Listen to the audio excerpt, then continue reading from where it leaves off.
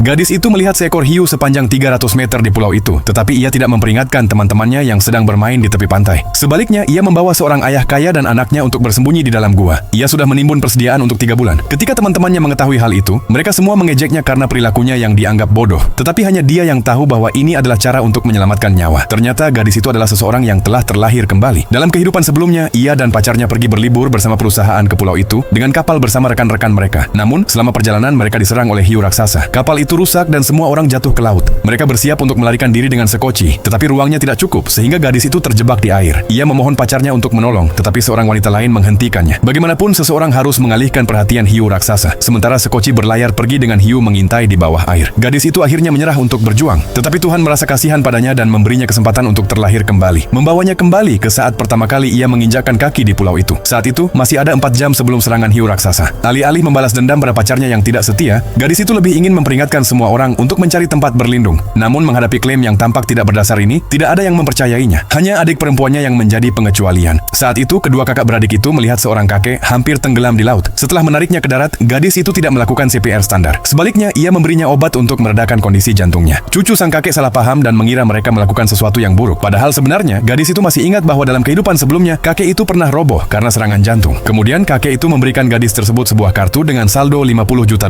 sebagai tanda terima kasih. Ayah dan anak itu memutuskan untuk membantu gadis tersebut mempersiapkan diri menghadapi serangan hiu raksasa yang akan datang. Mereka memindahkan semua persediaan ke dalam gua. Persediaan itu cukup untuk menjaga mereka tetap hidup hingga tim penyelamat tiba di pulau itu. Hiu raksasa itu hampir menyerang, tetapi teman-teman gadis itu masih saja bermain di pantai. Salah satu dari mereka bahkan melemparkan kepala ikan yang dibuang ke laut. Karena kebaikan hatinya, gadis itu mendekati mereka untuk memperingatkan bahwa bau darah bisa dengan mudah menarik hiu raksasa. Ia menyuruh mereka segera meninggalkan pantai. Tetapi mereka tidak hanya mengabaikan peringatannya. Salah satu dari mereka bahkan nekat berenang ke laut, memamerkan keberaniannya kepada semua orang. Namun, ketika bau darah menyebar, hiu itu mulai bergerak.